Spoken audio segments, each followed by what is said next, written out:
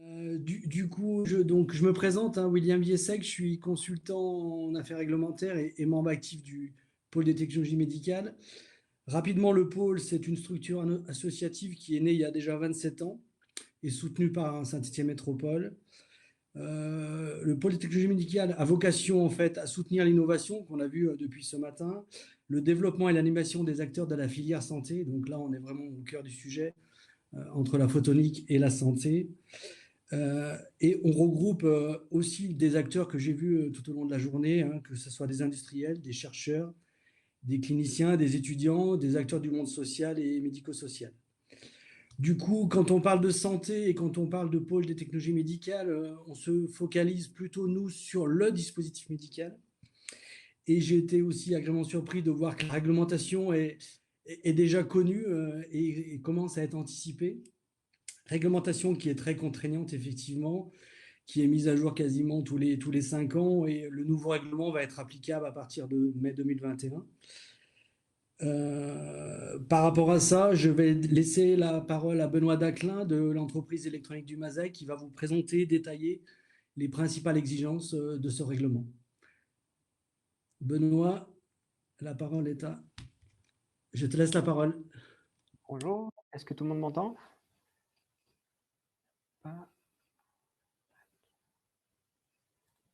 Est-ce que c'est bon pour vous? Oui, Est-ce que c'est je peux bon, on démarrer? vous entend, Benoît. Tout va bien. Ok, très bien. Eh ben, bonjour à tous. Donc, moi, je vais vous parler du dispositif médical, comme l'a introduit William, et donc notamment les étapes de la mise sur le marché. Donc, au sommaire, on va regarder déjà qu'est-ce qui définit un dispositif médical, sa classe, comment obtenir le marquage CE, les différentes étapes de la mise sur le marché, la suite, et ensuite, on aura le temps d'échanger.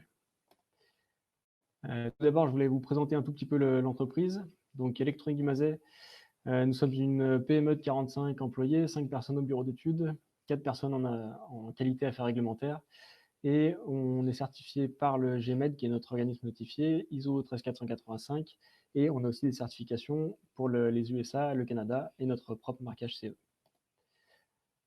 On est situé, alors pas exactement à Saint-Étienne ou entre Saint-Étienne et Lyon, on est situé en Haute-Loire, à Yssingeaux, enfin à proximité d'Yssingeaux, au Mazet-Saint-Voix, dans un pays où il peut y avoir de la neige. Au niveau production, nous on produit, notre métier de base c'est de faire de la carte électronique, et depuis maintenant de nombreuses années, on est concepteur et fabricant pour notre propre compte ou pour le compte de donneurs d'ordre de produits propres que vous pouvez avoir un échantillon sur la diapo.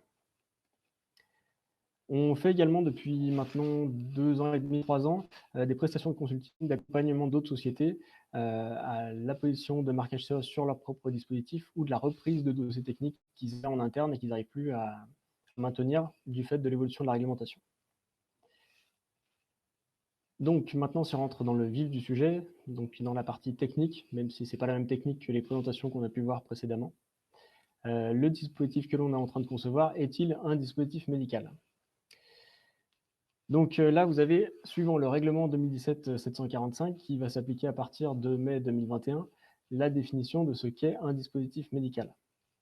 Donc c'est un dispositif qui permet de diagnostiquer, prévenir, contrôler, faire des prédictions, etc., d'une maladie, atténuer une blessure ou un handicap, des remplacements ou améliorations ou modifications de structure ou fonctions anatomiques, sur l'être humain et dont l'action principale n'est pas obtenue par les moyens pharmacologiques, c'est-à-dire que ce ne sont pas des médicaments.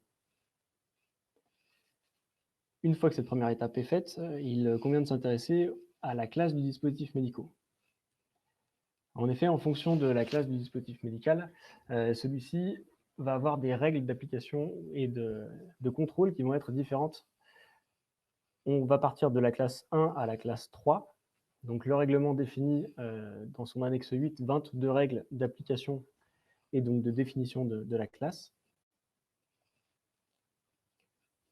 Les dispositifs en classe 1 sont en auto-certification, c'est-à-dire que c'est le fabricant lui-même qui va déterminer que le dispositif est conforme et pouvoir le mettre sur le marché, alors que les classes 1S, M ou R, qui sont des classes dispositifs 1 classe stériles de mesure ou réutilisables, les classes 2A 2B et 3, eux, devront avoir l'intervention d'un organisme notifié qui va venir vérifier la conformité du dossier technique avant la mise sur le marché. Ensuite, il va falloir convenir de sélectionner son organisme notifié. Donc, comme vous pouvez le voir sur cette diapositive, aujourd'hui, nous sommes sur la directive 9342, mais jusqu'à mai 2021. À partir de mai 2021, le règlement s'applique et les organismes notifiés qui sont notifiés suivant la directive vont devoir se renotifier suivant le règlement. À titre d'information, il y avait, suivant la directive, 54 organismes notifiés. À ce jour, il y en a seulement 17 qui sont notifiés suivant le règlement. Donc il va y avoir une contraction du marché. Il va falloir faire très attention au moment de la sélection de son organisme notifié, savoir s'il est bien notifié suivant le domaine d'activité qui nous intéresse et surtout s'il a de la place et des disponibilités. Pour information, donc la Commission européenne édite le règlement, désigne des autorités de tutelle dans chacun des pays. Donc en France, c'est l'ANSM qui est chargée de cela, et l'ANSM qui a la charge du contrôle du marché peut accréditer des organismes notifiés locaux. Donc en France, on en a un seul, c'est l'organisme notifié français, c'est le GMED, qui peut apposer le marquage CE. C'est-à-dire que vous êtes obligé de choisir le GMED. Vous pouvez aller prendre n'importe quel organisme notifié en Europe. Maintenant, comment obtenir le marquage CE? Donc, en fonction de la classe du dispositif médical qu'on a déterminé précédemment, il va y avoir différentes procédures d'évaluation de la conformité. En effet, en fonction si votre produit est un classe 1 comme un abaissement qu'on pourrait retrouver chez le docteur quand vous avez mal à la gorge, ou le cœur artificiel de Carmat, bah forcément les critères de vérification ne sont pas les mêmes. Donc typiquement pour faire un classe 1, c'est de l'autocertification comme on l'a vu précédemment, il va falloir faire un dossier technique et une déclaration de conformité. Donc, je vous ai mis dans les diapos les différentes annexes du règlement qui permettent de définir ce qu'on doit retrouver dans le dossier technique et dans la déclaration de conformité si vous voulez y revenir par la suite.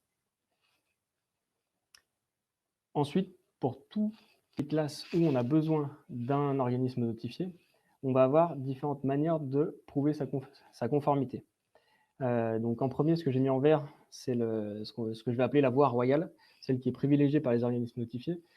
C'est, quelle que soit votre classe, vous mettez en place un système qualité qui est vérifié par l'organisme notifié, qui concerne l'ensemble de l'entreprise. Et à ce moment-là, vous êtes libre plus ou moins de vos mouvements. Et vous pouvez mettre le dispositif médical sur le marché. Il y a une deuxième manière de faire, c'est pour les classes 1S, 1M ou 1R, de faire une assurance qualité de la production et un dossier technique. C'est-à-dire que c'est une démarche moins complète que celle qu'on vient de voir précédemment, mais qui a quelques contraintes aussi. Si vous êtes en classe 2A, donc vous avez également le besoin d'avoir un organisme notifié, donc il y a toujours la voie royale où vous allez faire certifier l'ensemble de votre système qualité plus le dossier technique, mais vous avez également la possibilité de mettre en place une assurance qualité et faire une vérification de la production et du dossier technique. Pour les classes 2B et 3, alors je les ai regroupées, mais dans la réalité, il y a des petites distinctions, notamment si c'est de l'implantable ou non. Si vous voulez, on pourrait y revenir dans les questions. La grosse différence concerne donc il y a toujours la voie royale, mais on a une possibilité de faire autrement, et donc à ce moment-là, c'est l'assurance qualité de la production, la vérification de la production et un examen de type. La grosse contrainte par rapport à ce qu'on peut voir précédemment, c'est que pour chaque modification du produit que vous voulez mettre sur le marché, vous allez devoir demander à l'organisme notifié de contrôler ces modifications et donc votre dossier technique. Donc une fois que vous avez déterminé la procédure d'évaluation de la conformité, vous devez sélectionner un organisme notifié, bien prendre en compte dans votre process de développement que le délai d'audit entre le premier contact et le premier audit effectif sur site par l'organisme notifié va durer entre 9 et 12 mois. Et en termes de prix, on est au minimum à 6 000 € et on peut monter, si vous faites un cœur artificiel, à des centaines de milliers d'euros. Cet organisme notifié, dans tous les cas, va venir vérifier le système qualité et le dossier technique. Donc là, je vais rester un peu général parce qu'effectivement, en fonction du type de dispositif, les vérifications seront différentes. Mais ce qu'on va retrouver systématiquement dans la vérification du système qualité, c'est la conformité à la norme 13485, qui est une norme de management qui est issue à l'origine de la norme ISO 9001 et qui va définir des processus, management, support opérationnel. Vous devrez donc rédiger des procédures, des documents et évidemment des procédures, des documents qui collent à ce que vous faites dans l'entreprise. Attention à ne pas oublier les exigences réglementaires, c'est-à-dire qu'il y a certains points qui sont présents dans l'ISO qui ne sont pas présents dans le règlement et inversement. Donc lorsque vous allez rédiger toutes vos procédures, bien prendre en compte tous ces points-là. Il y a différents points aussi qui sont demandés par le règlement, typiquement la personne chargée de la veille et du respect de la réglementation. C'est un terme un peu barbare, mais qui est une obligation qu'on pourrait rapprocher un petit peu du pharmacien référent dans l'industrie pharmaceutique. Il va falloir prendre en compte tout ce qui est évaluation clinique, les suivis après commercialisation, et tout ceci n'est pas exhaustif. Ensuite, ils vont venir regarder le dossier technique du produit. Donc pareil, là je le fais de manière générale, parce que en fonction de chaque type de dispositif, les exigences sont différentes. Dans tous les cas, il va falloir répondre aux exigences applicables de l'annexe 1 du règlement, vérifier les normes harmonisées qui s'appliquent et l'état de l'art. Donc l'état de l'art, ça peut être une norme qui n'est pas harmonisée au niveau européen, mais qui fait référence dans le domaine et donc qu'il va falloir suivre dans votre dossier technique. Le règlement intègre aussi une nouveauté, les spécifications communes. Aujourd'hui, à ma connaissance, il n'y en a pas encore, mais il faudra considérer ça comme des normes également. On va retrouver à minima dans le dossier technique un dossier de gestion des risques, un dossier d'aptitude à l'utilisation, tout ce qui concerne les informations à délivrer à l'utilisateur et un dossier d'évaluation clinique. Attention, évaluation clinique ne veut pas forcément dire investigation clinique. C'est-à-dire que vous n'êtes pas obligé de faire des essais sur patients forcément. Si les données dans la littérature sont suffisantes ou si des produits équivalents sont déjà sur le marché, vous avez une possibilité de ne pas faire d'essais sur l'être humain. Ensuite, on va retrouver une partie plus liée à la production, donc tout ce qui est définition du produit, process de fabrication, de réalisation et toute la partie moyen de contrôle. Ce qui va énormément intéresser l'organisme notifié, c'est tout l'aspect libération du produit. On va retrouver également tous les essais labos qui vont être fonction du produit, des essais de nettoyage, de stérilisation, de la biocompatibilité, de l'emballage, etc., etc. On va retrouver, ça c'est la nouveauté du règlement, la position de l'UDI, donc identifiant unique du dispositif médical, et l'enregistrement de cet UDI dans une base européenne. Ça, c'est le but de cet UDI, c'est de pouvoir faire de la traçabilité beaucoup plus poussée que ce qu'on faisait jusqu'à présent et de la faire au niveau européen. L'organisme notifié va également regarder la mise en place du suivi après commercialisation et évidemment l'établissement de la déclaration CE. Donc là, on se retrouve sur ce schéma-là qui est issu du site Qualitiso, où on vient voir dans le process de mise sur le marché du dispositif médical qu'on a bien identifié toutes les exigences réglementaires, qu'on a fait toute la conception, on a sélectionné son organisme notifié, on arrive à la phase de l'audit, l'approbation par l'organisme notifié et donc la mise sur le marché du dispositif médical. Attention, ce n'est pas terminé. Donc, une fois que vous avez le certificat de la part de l'organisme notifié, donc vous avez votre attestation CE, vous devez vous enregistrer sur Eudamed pour dire que vous mettez le produit sur le marché, faire une étude des réglementations nationales, parce que si vous avez fait un dossier en français, il n'est pas forcément, notamment toutes les notices d'utilisation ne sont pas forcément valables dans les autres pays. Typiquement, si on va en Espagne, il va falloir que toutes les informations pour l'utilisateur soient en espagnol. Et ça, c'est très variable en fonction des pays. Certains acceptent les notices en anglais et d'autres non. Voilà. On peut avoir d'autres problématiques plus techniques concernant, pour les appareils électromédicaux par exemple, tout ce qui va être raccordement au réseau électrique. Il va falloir mettre en place toute une partie traçabilité, puisque le règlement impose de faire une traçabilité depuis le fabricant jusqu'à l'utilisateur final. Attention également, tout ce qu'on vient de voir là, ça concerne l'Europe et pas les autres marchés. Donc si vous voulez aller en Angleterre, avec le Brexit notamment, les États-Unis ou Canada, ce sera des certifications et des enregistrements bien différents. Donc faites attention à vos commerciaux notamment. Derrière, l'organisme notifié va venir vérifier périodiquement tout ce qui est suivi après commercialisation, donc les matériaux-vigilance, la veille clinique, l'aptitude à l'utilisation, etc., etc. Le but étant, dans ce suivi après commercialisation, de réévaluer périodiquement le rapport bénéfice-risque du produit, s'assurer que le produit apporte plus de bienfaits que de risques pour le patient. Et nous devons aussi mettre en place des rapports de tendance pour identifier si jamais il y a une détérioration de la qualité du produit dans le temps. Tout ceci est vérifié par l'organisme notifié par des audits de suivi ou de recertification.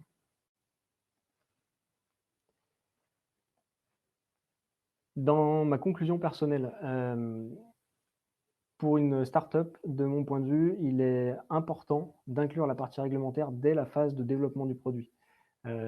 C'est-à-dire que pas forcément au moment où vous avez l'idée du type de dispositif médical que vous voulez faire, mais lorsque vous en arrivez à la phase de prototypage du dispositif, il me paraît indispensable d'embaucher un responsable qualité réglementaire pour pouvoir assurer toute cette partie qualité et montage du dossier technique.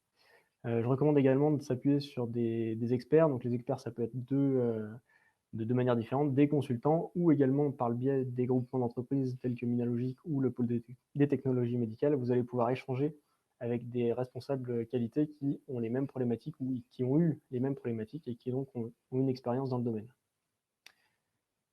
Et enfin, pour terminer, je vous ai récupéré une roadmap, si on peut dire, de la mise sur le marché d'un dispositif médical par le cabinet Nexialist, c'est un cabinet de consulting, qui explique la manière la plus simple de mettre un dispositif médical sur le marché.